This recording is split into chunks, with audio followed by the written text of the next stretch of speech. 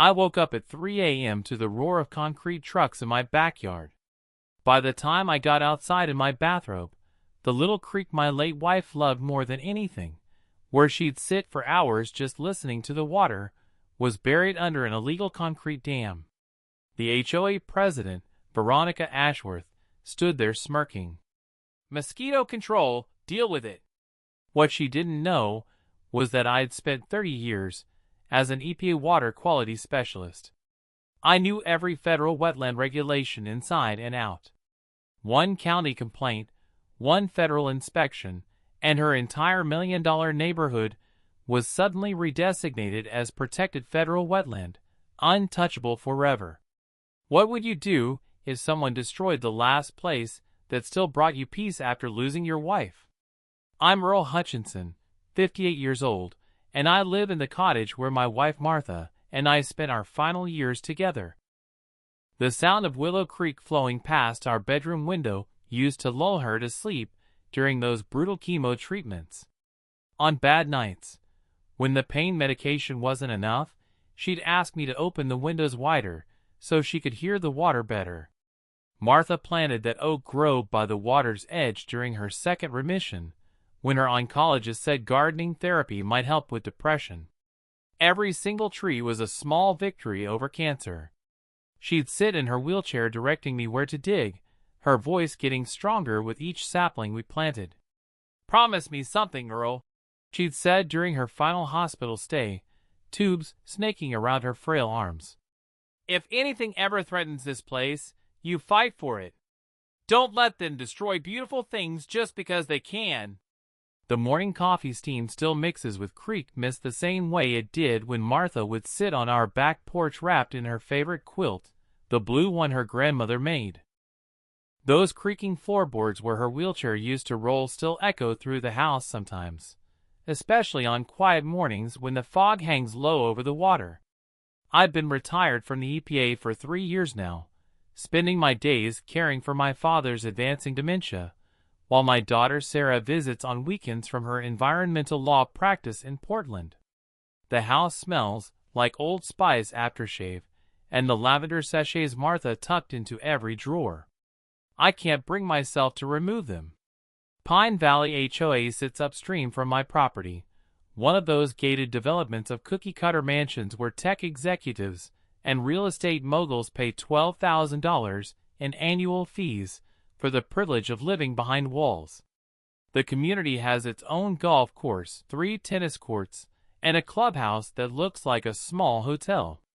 The president, Veronica Ashworth, runs that place like her personal kingdom. She's 52, a former pharmaceutical sales rep who made her fortune selling blood pressure medications before transitioning into luxury real estate. Everything about Veronica screams expensive. The chemical-sweet perfume that hits you from 20 feet away, the BMW with vanity plates reading Luxury 1, the voice that could cut glass when she's giving orders. Right now, she's trying to sell her own $890,000 mansion, Italian marble countertops, infinity pool, wine cellar that costs more than most people's cars. She needs the neighborhood looking absolutely pristine for wealthy buyers from California. The trouble started when heavy spring rains created what Veronica called unsightly pooling near their clubhouse. Standing water, she claimed, would attract mosquitoes and make the community look swampy and unprofessional to potential home buyers. Her solution? Divert Willow Creek entirely using concrete barriers, channeling all the flow through my backyard. No permits, no environmental impact study, no notice to downstream property owners like me, just a midnight construction crew and enough concrete to build a small bridge. I woke up that Tuesday morning to the diesel rumble of heavy machinery and the chemical tang of wet concrete drifting through my bedroom window. By the time I stumbled outside in my bathrobe, they'd already installed a 3-foot concrete dam right across the creek, maybe 50 yards upstream from Martha's oak grove. The crew foreman barely looked up from his clipboard when I approached. "HOA work order," he grunted. "Emergency mosquito abatement project. Should be done by noon." Within hours, the effects were catastrophic. My basement started flooding as the diverted creek overwhelmed natural drainage patterns that had worked perfectly for 32 years. That musty, moldy smell crept up through the floorboards as brown water seeped through foundation cracks I'd never seen before.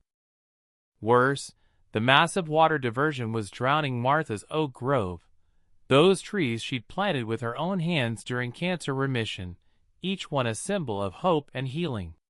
I called Veronica immediately, my hand shaking with rage as I dialed her number. Her response: "Natural water management isn't our responsibility, Earl. Your property was always prone to flooding during heavy rains." That was an outright lie, and she knew it. In 32 years living here, my basement had never seen a single drop of water.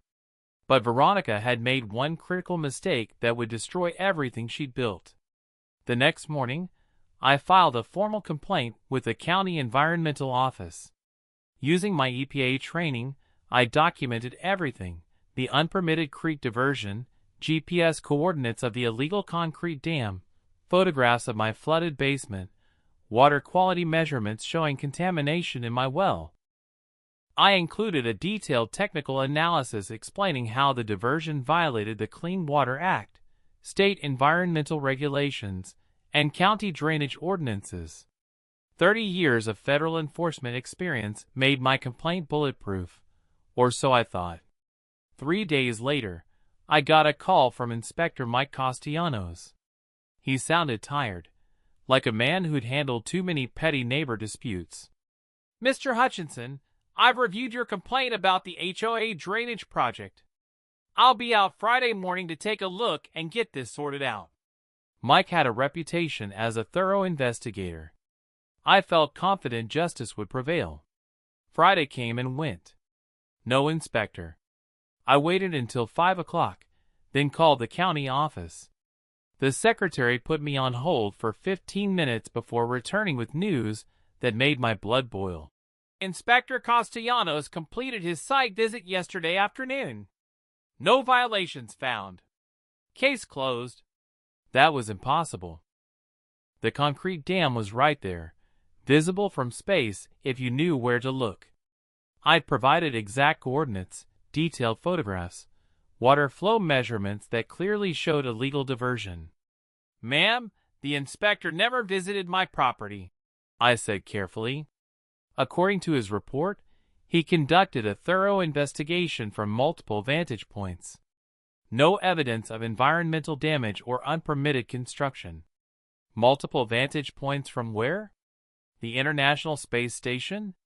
I drove over to the HOA clubhouse, my pickup truck rumbling past manicured lawns that probably cost more to maintain than most people's annual salaries. I found Veronica in the rose garden behind the clubhouse, wearing gardening gloves that had obviously never touched actual dirt, watering her prize-winning roses with a silver watering can. "Heard you had some trouble with your complaint," she said without looking up, her voice carrying that fake sympathy pharmaceutical rep's perfect in sales training. "The inspector never showed up at my property," I replied, trying to keep my tone civil. She turned and smiled, the kind of smile that never reaches your eyes. "Maybe he saw everything he needed to see from the clubhouse parking lot. These county people are very efficient." Something in her tone set off every alarm bell I'd developed in 30 years of federal investigations. I'd heard that same confidence before from corporate executives who thought they'd bought their way out of environmental violations. Back in my EPA days, we called it regulatory arrogance syndrome, the belief that money could make federal laws disappear. That afternoon, I called Inspector Castellanos directly. "Mike, I need to understand how you conducted a site inspection of my property without actually visiting my property." There was a long pause. When he finally cleared his throat, his voice had changed. "Look, Earl, sometimes these neighbor disputes work themselves out if you give them time. Maybe focus on working with your HOA instead of against them." The way he said, "Work with your HOA," triggered every instinct I developed in 3 decades of federal enforcement. This wasn't bureaucratic inefficiency. This was corruption. I knew from EPA training that environmental inspectors were required by federal law to visit all affected properties before making determinations. Mike's suggestion to work with the HOA violated standard investigation protocols and suggested he'd been influenced by outside pressure. So I decided to test my theory. The following Tuesday, I parked my pickup across from the Pine Valley Clubhouse at 10:45 a.m., right when Veronica usually arrived to micromanage the landscaping crew. I brought binoculars, a telephoto camera, and the patience I'd developed during decades of surveillance work. Sure enough, her white BMW pulled into the parking lot at 11:15 sharp. She stepped out carrying a briefcase and walked directly to Mike Castellanos, who was standing beside his official county vehicle. She handed him a white envelope thick enough to contain cash, small enough to be discreet. The exchange lasted maybe 30 seconds, but it was textbook bribery. I had them on camera, but I needed audio evidence to make federal corruption charges stick. The following Wednesday morning, I called Mike again, this time with my phone set to record. "Mike, I've been thinking about our conversation regarding my environmental complaint. The flooding damage to my property is getting worse, and I'd really appreciate a proper site inspection." He repeated his earlier line about neighbor situations working themselves out. When I pressed, letting steel creep into my voice, I told him I had photographs of him accepting cash from Veronica Ashworth and that he had 24 hours to schedule a legitimate inspection before I forwarded my evidence to the State Ethics Board and the FBI. His breathing became audible. By Friday morning, he called to schedule a comprehensive environmental assessment, mentioning he'd be bringing a state environmental specialist as an observer. Word travels fast in small communities, especially when money and corruption are involved. By the weekend, Veronica had figured out her bribery scheme was collapsing. Sunday evening, my neighbor Janet called with a warning. Strange phone calls asking if I seemed confused lately, if my family was worried about my mental state. The callers claimed to be concerned neighbors from Pine Valley, but hung up when pressed for names.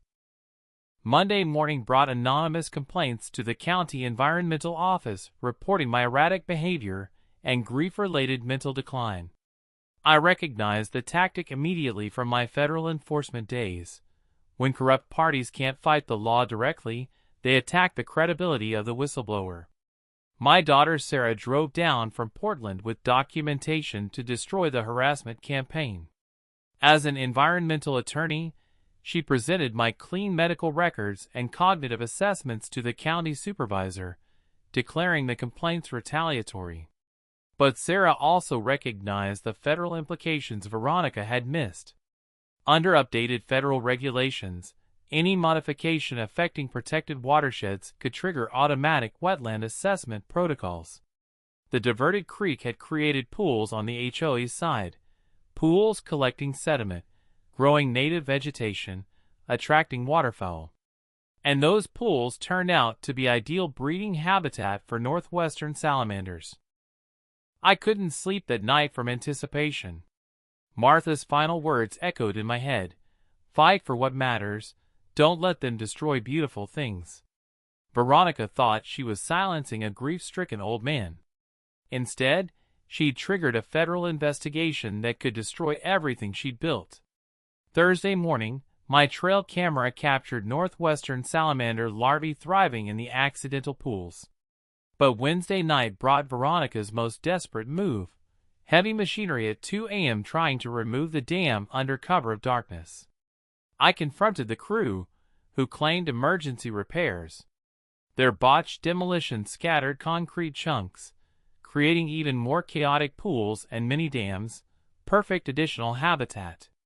Sarah spent the night researching and discovered that under the current framework, documented protected species habitat in this context could lead to immediate federal designation with no appeals for the violator. The county inspection would now trigger automatic protection for the entire affected area, including restrictions on development, landscaping, and modifications across Pine Valley.